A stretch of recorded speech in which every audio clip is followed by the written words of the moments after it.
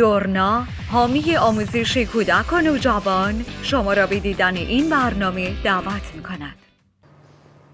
سلام، عرض ادب و خسته نباشین خدمت عزیزان. من مهرنوش دارا هستم، مدرس بازیگری کودک و نوجوان با بیش از 17 سال سابقه کار. امیدوارم که برنامه خوبی رو در کنار شما عزیزان سپری کنیم و امیدوارم که شما ما رو همراهی کنین، دل به دل ما بدین و قدم به قدم با ما پیش بیاین در برنامه تخت سیاه از پلتفرم سینماک. ما اینجا هستیم که الفبای بازیگری رو با شما عزیزان پیش ببریم و قطعاً براتون توضیح خواهیم داد که چطوری میتونین به رویای بازیگر شدن نزدیک بشین. من اینجا رزومه از کارهای خودم رو قطعاً برای شما عزیزان میگم، اعلام میکنم تا بدونین که ما چه سابقه ای داریم و در کلاس‌های بازیگریمون چه اتفاقاتی میفته و چه عزیزانی رو به بدنه سینما، تلویزیون و تئاتر معرفی کردیم از طرف کلاس هامون که الان برای خودشون بازیگران به نام و موفقی هستند در عرصه سینما، تلویزیون و تئاتر. ما بیش از 14-15 نفر رو داریم که برند هستند در دنیای بازیگری کودک و نوجوان که قطعاً در برنامه‌های آینده ما خود عزیزان رو دعوت می‌کنیم میان اینجا خدمت شما عزیزان که خودشون توضیح بدن از کجا، کی و چه زمانی شروع کردن، چقدر تلاش کردن برای اینکه بتونن در دنیای بازیگری موفق باشن و در حال حاضر در چه جایگاهی هستند. و قطعاً شما هم به این فکر میکنید که چی کار باید کرد، چطور باید تلاش کرد که بشه در دنیای بازیگری حرفی برای گفتن داشت.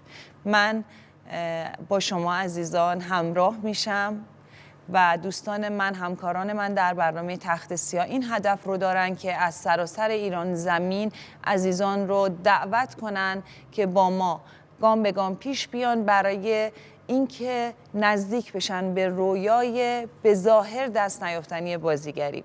من جا دار اینجا تشکر کنم از حامی مالی برنامه صنایع غذایی دورنا. در واقع ما برنامه‌مون به این صورته که درس بازیگری رو اینجا به شما عزیزان میدیم، شما با ما پیش میاین، پایان هر قسمت ما یک مشقی رو به شما عزیزان میگیم که قراره تمرین کنین، فیلم بگیرین و برای ما بفرستین. عزیزانی که فیلم ها رو برای ما میگیرن، تمرین میکنن، میفرستن، این قول رو ما به شما میدیم از طرف برنامه. عزیزانی که به مرحله بعد میرسن، در واقع فیلماشون مورد تایید قرار میگیره و میتونن در مرحله بعد برنامه تخت سیاه باشن، در واقع حمایت مالی میشن که از هر شهری که هستن تشریف بیارن تهران و در برنامه حضور داشته باشن.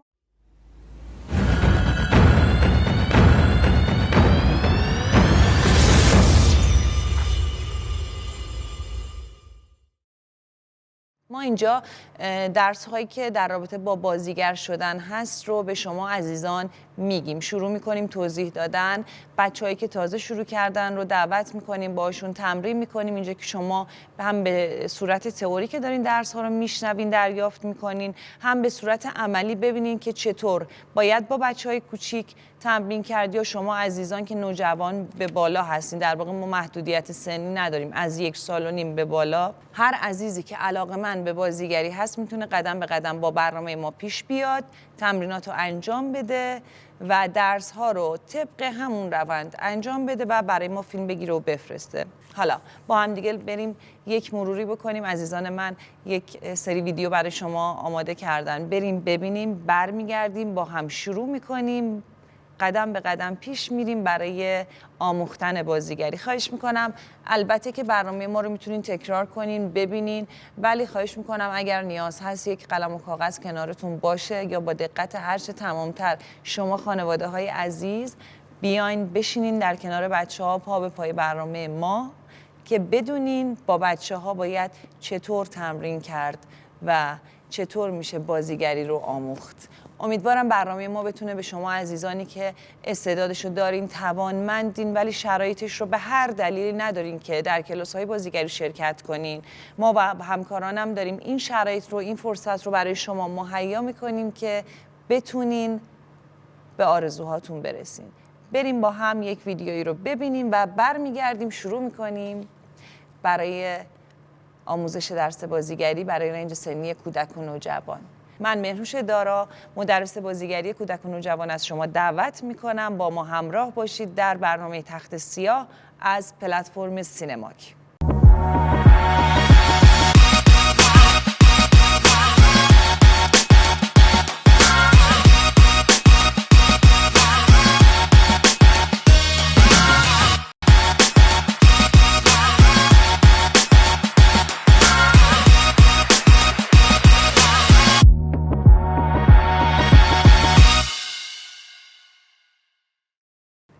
خب خدمت عزیزان عرض کنم که ما در برنامه‌مون یک سری درس‌های اولیه رو به طور تئوری برای شما کلی میگیم. در واقع من همیشه میگم هر چیزی یک الفبایی داره، آموختن ساز، آموختن نقاشی، هر مسئله که قرار ما آموزش ببینیم یک الفبایی داره، مثل خوندن نوشتن. بنابراین ما الفبا رو خیلی کلی برای شما عزیزان توضیح میدیم و بعد در قسمت‌های بعد از بچه‌های بازیگر، از عزیزانی که توی کلاس‌های ما دوره دیدن دعوت می‌کنیم بیان اینجا و با اونها به طور عملی کار می‌کنیم. و خواهشم اینه که حتما شما هر پایان هر قسمتی که هست، ما چون کارمون بازیگری، آموزش بازیگری من به صورت کارگاهیه، خیلی تئوری با بچه‌ها کار نمی‌کنیم جز یه سری مسائل که قراره گفته بشه و قرار تصحیح بشه. در واقع باید به طور کاملا عملی بازیگری رو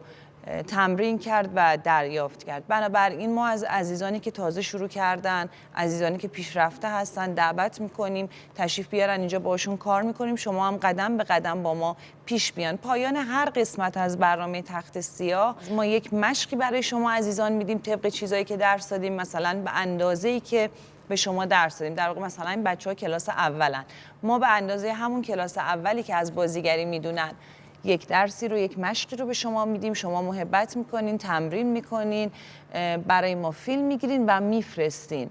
در ادامه که ما بیشتر در قسمت‌های بعدی پیشرفته تر میشیم، میریم کلاس دوم، میریم کلاس سوم، باز هم هر چند وقت یک بار فیلم های شما رو میبینیم. در واقع شما پایان هر قسمت از برنامه تخت سیاه مشقی که ما میدیم رو تمرین میکنین، بر اساس اون درس برای ما میفرستین و ما فیلم ها رو میبینیم، تصحیح میکنیم، ایرادگیری میکنیم، دوباره میایم ضبط میکنیم برای شما عزیزان پخش میکنیم. زمانی که داریم فیلم ها پخش میشه داریم میگیم اینجا رو باید به این صورت تصحیح کنین، اینجا ایراد این قسمت اینه، اینجا رو باید اینطوری دیالوگ میگفتین یا از بدنتون به این صورت بازی میگرفتین.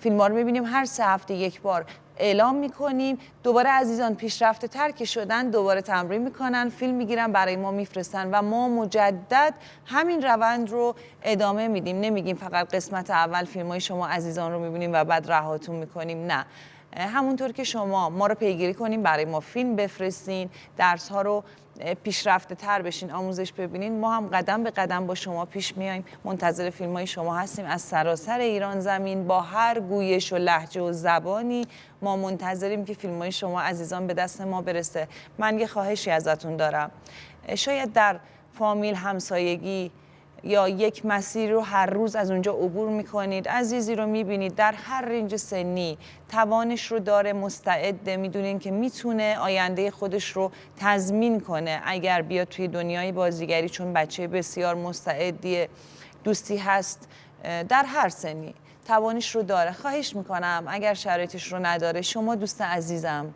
شما همسایه عزیز، شما فامیل مهربان، شما رهگذری که هر روز اون عزیز رو میبینید، با گوشیتون یه فیلم ازشون بگیرین یا برنامه رو بهشون توضیح بدید یا همون یه فیلم بگیرید برای ما بفرستید. بعد ما میتونیم با اون عزیز ارتباط بزنیم و پیش بریم و شاید بتونه که آیندهش رو رقم بزنه و تضمین کنه. برای اینکه بازیگر شدن در برنامه تخت سیاه فقط در حد یک رویا باقی نمیمونه. ما شما رو همراهی میکنیم، حمایت میکنیم قطعاً که عزیزانی که توانمند هستند بتونن حرفی برای گفتن داشته باشن در دنیای بازیگری. ما بچه ها رو میاریم اینجا دعوت میکنیم، از مهمان های خوبی دعوت میکنیم در برنامه‌مون که بیان باشون مصاحبه میکنیم، ببینید که چه رزومه‌ای پیدا کردن، از کجا شروع کردن و الان به کجا رسیدن، با هر گویشی، با هر ملیتی، با هر زبانی، با هر چهره‌ای. بازیگری ربطی به زشتی و زیبایی نداره، ربطی به شیرین زبون بودن یا نبودن نداره، محدودیت سنی نداره، ربطی به اینکه مال کدوم شهر هستین، لهجه دارین ندارین نداره. میتونید در برنامه ما، من این قول رو به شما میدم که ما شما رو حمایت میکنیم و کافیه که برنامه ما رو دنبال کنید، با من همراه بشید که بتونید بازیگرای خوبی باشید. خب من میخوام شروع کنم الفبای بازیگری رو با شما عزیزان کار کردن.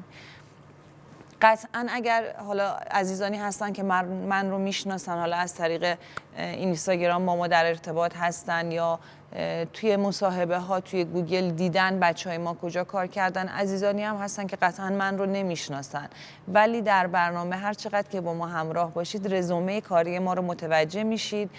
ما دو بخش در واقع برنامه، یه بخشی هست که از بازیگرانی که برند شدن، موفق شدن دعوت میکنیم بیان اینجا، باهاشون مصاحبه میکنیم، با شما عزیزان صحبت میکنن، توصیه داشته باشن به شما میکنن. بخش دیگری از برنامه‌مون بچه‌هایی هستن که در حال حاضر دارن در کلاس‌های من آموزش میبینن، شاید هنوز وارد به کاری نشده باشن، شاید هنوز اون رزومه‌ای که باید رو پیدا نکرده باشن ولی آمادن که بیان اینجا ما باشون کار کنیم، اتود بزنیم، شما ببینین به صورت عملی چطور باید تمرین کرد. الفبایی که ما داریم الان به شما آموزش میدیم، اینجا با بچه‌ها کار میکنیم، شما روش کار کردن هم میبینین. اگر خانواده قرار باشه با بچه‌هاشون کار کنن یا اگر شما عزیزی که خودتون بزرگسال هستین قراره کار کنین. بازیگری به یک زبان ساده من براتون شروع میکنم صحبت کردن در موردش. بچه‌هایی هم هستن که مثل شما عزیزان تازه دارن شروع میکنن، ما از اون عزیزانم در بخش‌هایی از برنامه در آینده خواهید دید که دعوت میکنیم که بتونیم اینجا باشون گام به گام تمرین کنیم. خب شروع کنیم به این که ببینیم اصلا بازیگری چه چیزهایی نیاز داره، بازیگری اصلا چی هست، چه باید کرد، چطور میشه اصلا بازیگر شد.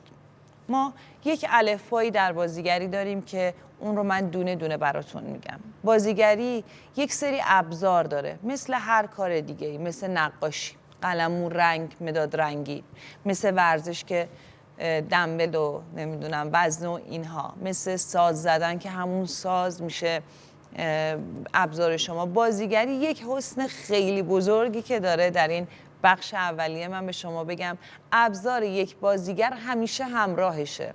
ابزار بازیگری چیه؟ یه کوچولو فکر کنید. بدن همیشه همراهمونه، همه جا میتونیم تمرین کنیم. بیان که همیشه همراهمونه، میتونیم باش تمرین داشته باشیم و هی ازش کار بکشیم. قوه تخیل، رویا همیشه با همونه، میتونیم فکر کنیم به نقش‌های متفاوت و حس. مثل الان که من خیلی خوشحالم در خدمت شما عزیزان هستم و از همین الان به وجد اومدم که قرار فیلم شما به دست من برسه که من ببینم چه استعدادهای نابی رو میتونیم داشته باشیم و لذت ببریم از دیدن فیلماش.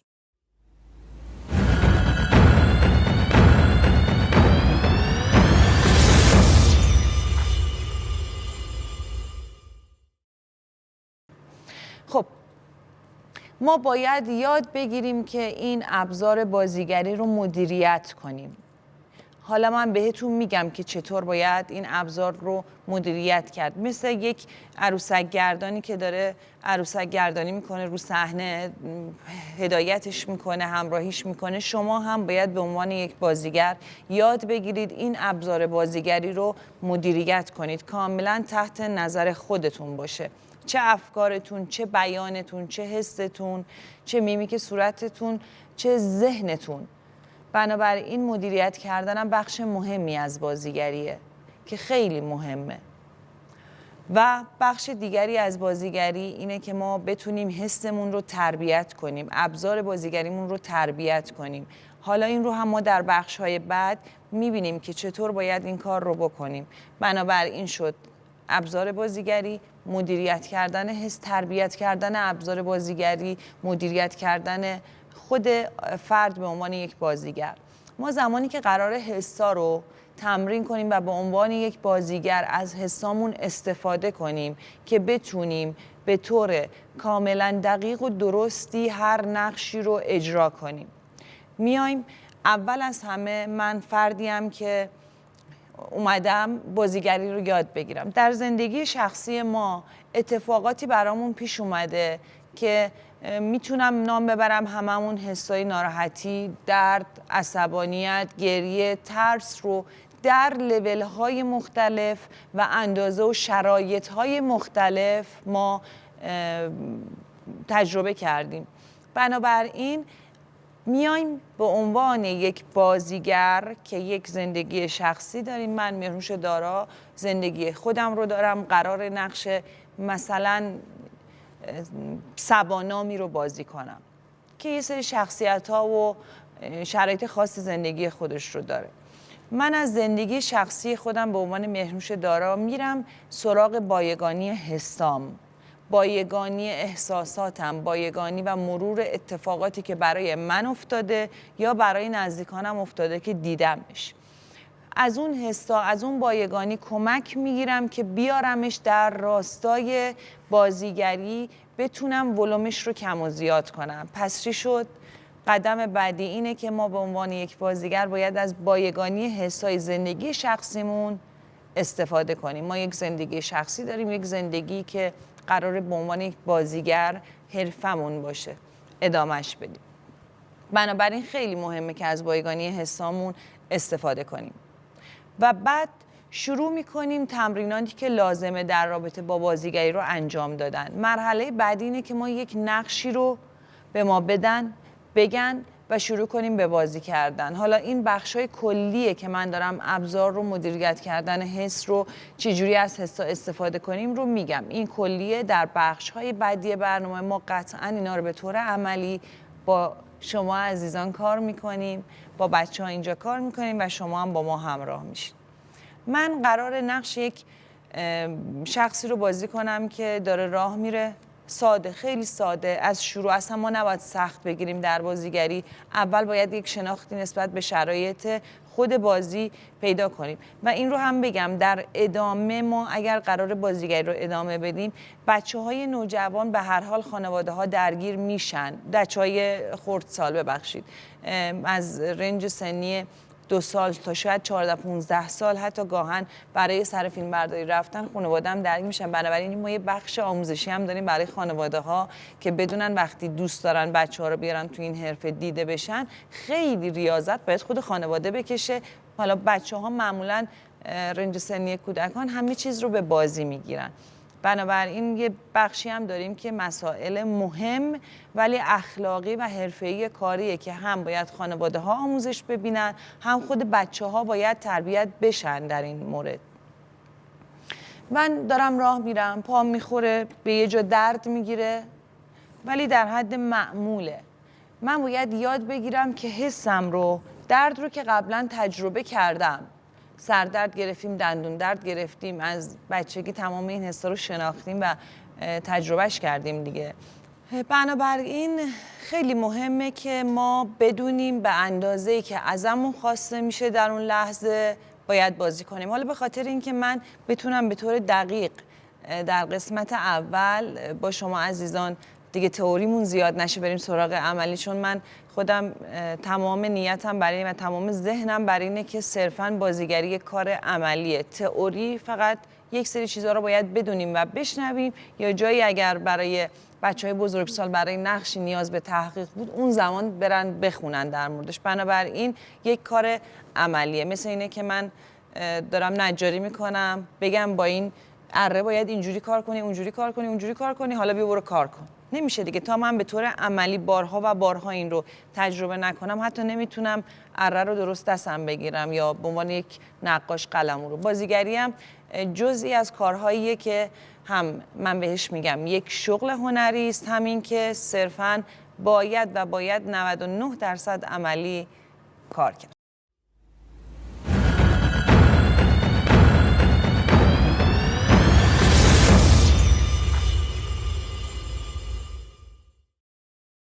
خیلی خوشحالم که در این برنامه در خدمت شما عزیزان هستم. برنامه تخت سیاه برنامه بسیار دوست داشتنیه که در راستای کار من هم هست. من سالهاست که دارم با بچه‌ها کار میکنم، درس میدم، آموزش میدم در بازیگری و خدا رو شکر خیلی بچه‌ها موفق بودن. خودم هم همینطور در این حرفه و دعوت میکنم از شما عزیزان ما رو همراهی کنین، فیلماتون رو برای ما بفرستین.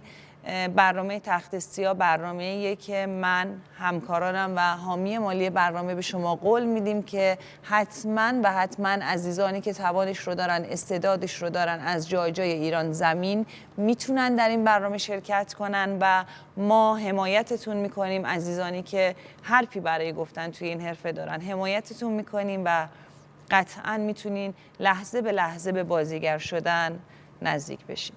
خوشحالم در خدمت شما عزیزان بودم در اولین قسمت از برنامه تخت سیاه از پلتفرم سینماک. من اینجا تشکر میکنم از حامی مالی برنامه صنایع غذایی دورنا و امیدوارم که به زودی شما عزیزان رو ببینم. به خدای بزرگ میسپارمتون. امیدوارم که همیشه خدا یار و نگهدارتون باشه تا برنامه دیگری از تخت سیاه. خدا یار و نگهدارتون.